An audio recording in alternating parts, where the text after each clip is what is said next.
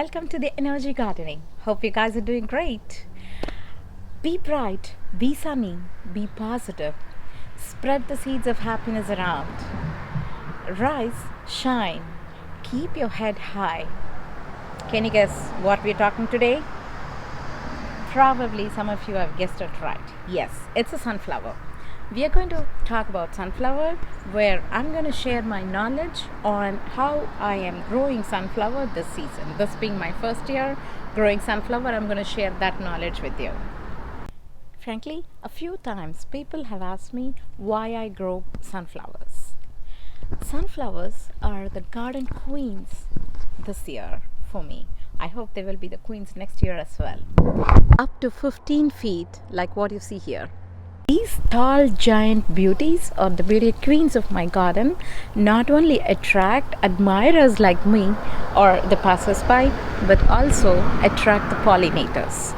The pollinators are the insects, the bees, until the birds. Birds, yep, I like and dislike for different reasons. So when they attract the pollinators, they do not just eat these, or they do not just come and sit on these sunflowers, but they do as well go to the other flowers, beautiful flowers on the plants and shrubs and trees, or the vines nearby. So what happens? At the end of the year, the output, the yield is great, amazing. This is the expected yield is amazing. Their height adds to the vertical gardening interest, but also will help the plants that prefer the dappled shade.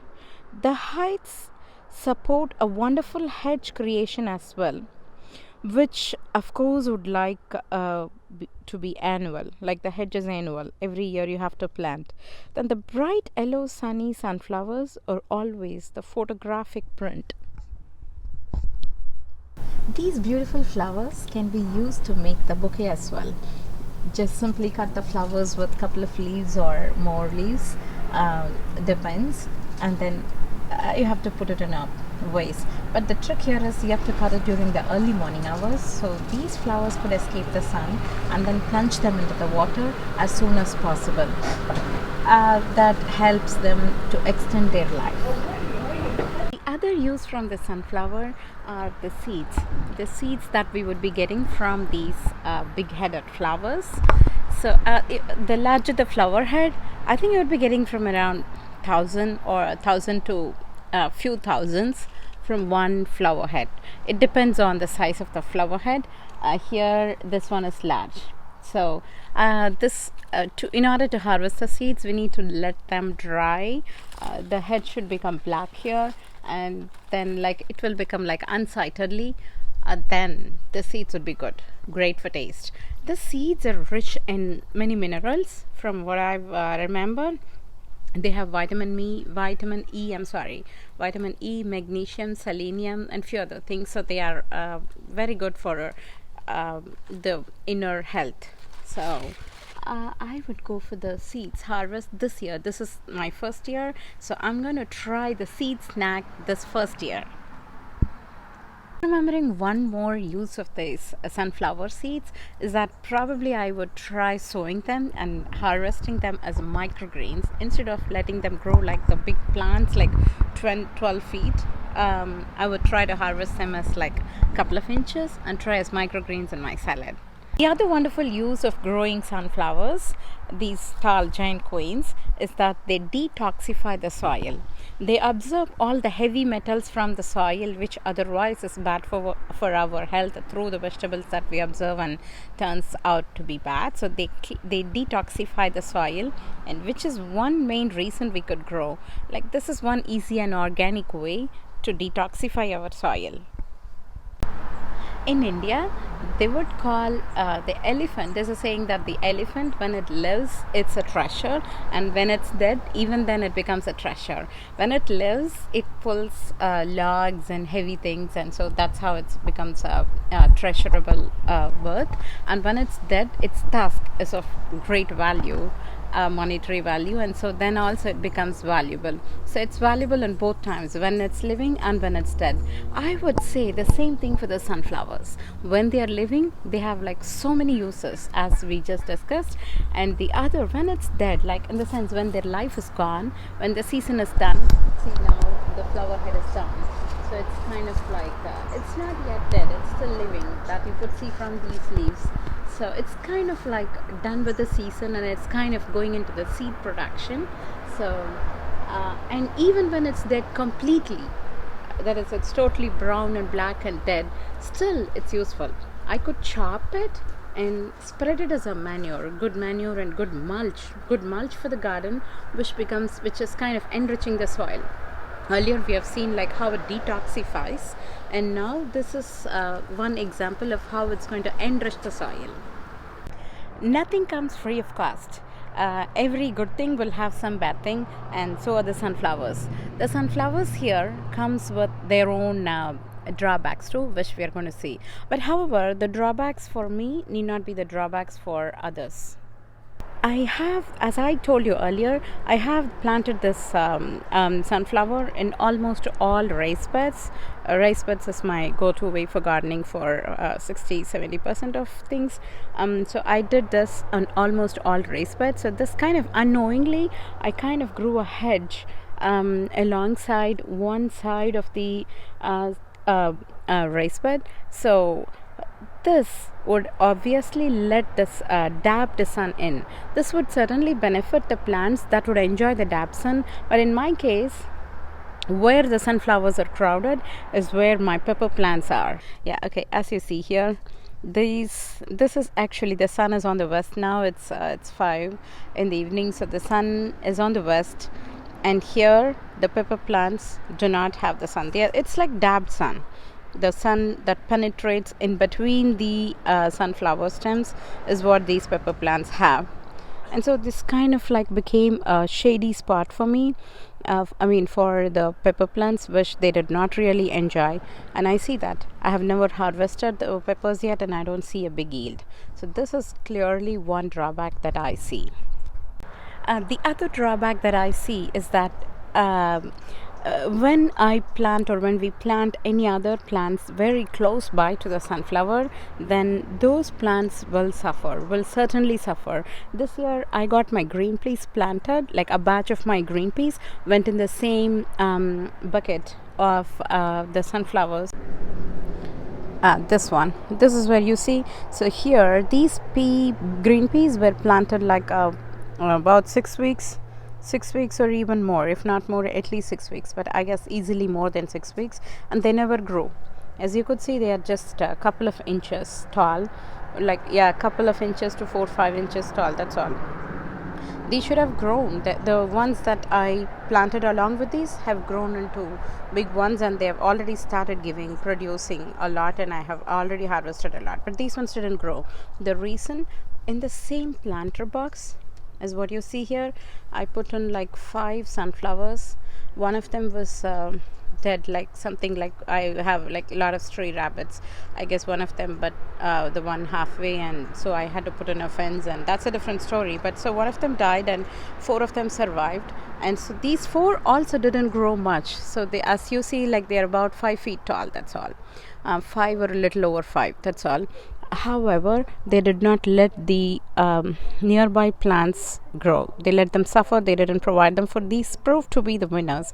And even amongst these winners, the story is like, as you see, some of the stems are very thin, whereas one guy is very sturdy. Amongst these 4, sturdier I should say, it's a comparative talk.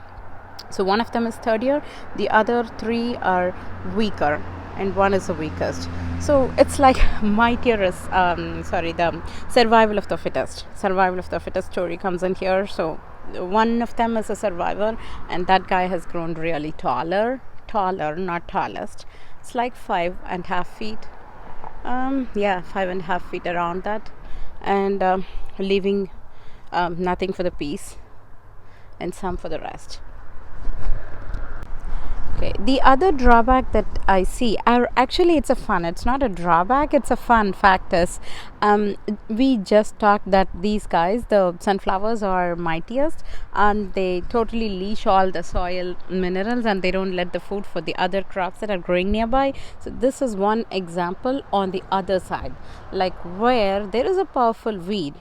As you could see here, there's a powerful weed that could overpower these sunflowers. Yes, that's a mint.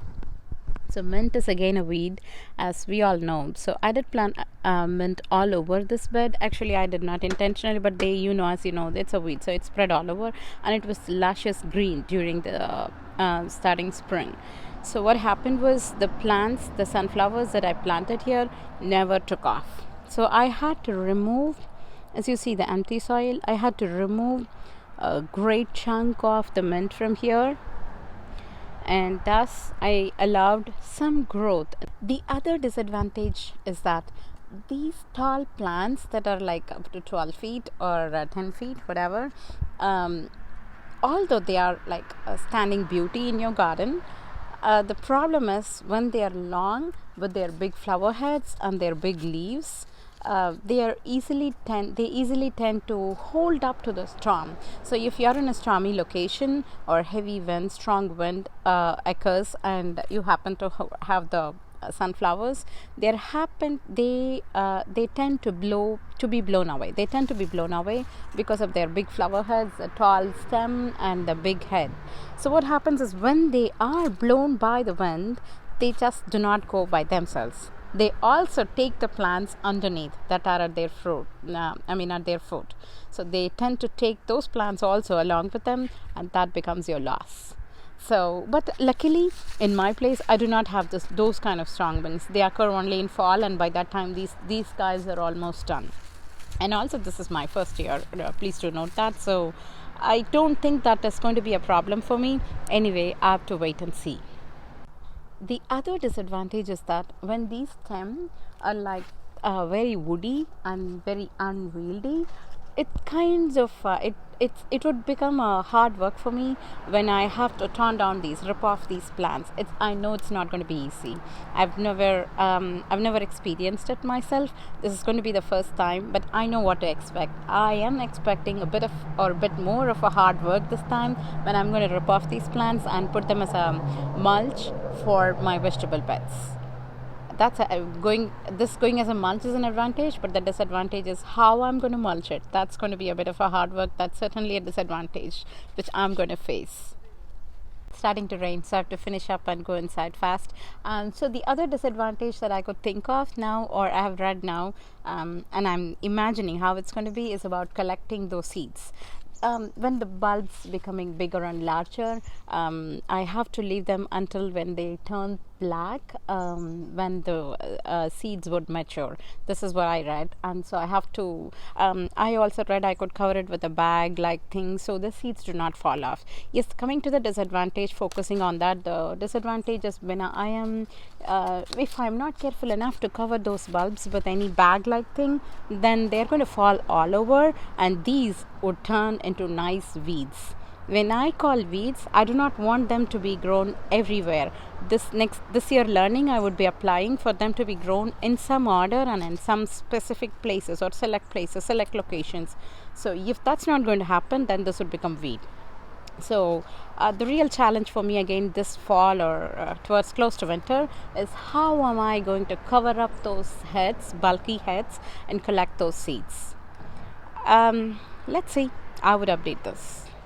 One important thing that I would like to point out when growing the sunflowers is that we need to be watering more often, like at least once a day. When I say often, it's just once a day, and do deep watering. So deep watering once a day would help them grow big and give big flower heads and then big seeds eventually, whatever you want to harvest, whether the flowers or the seeds or whatever. So that would be a bigger harvest if you're going to water them regularly and do a full watering.